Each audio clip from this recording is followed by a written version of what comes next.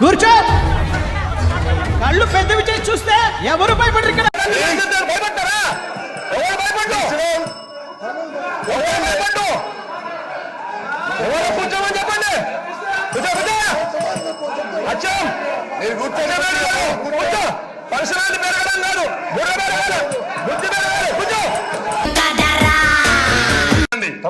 ఏడు లక్షలు కాదు 10 లక్షలు ఇవ్వండి.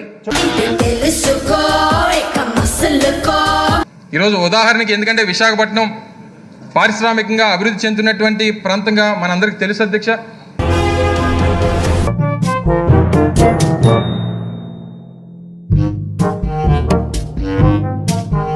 నేను వెంటనే ట్రంప్ గారు 2 years నుంచి ఇక్కడికి రావడానికి సిద్ధంగా ఉన్నారన్న సంగతి మీ అందరికీ తెలుసు.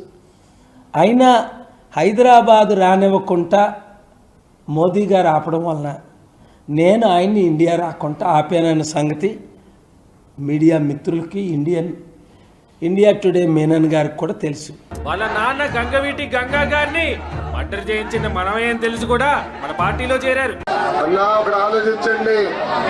పొరపాటున సైకిల్ గుర్తుకి ఓటేస్తే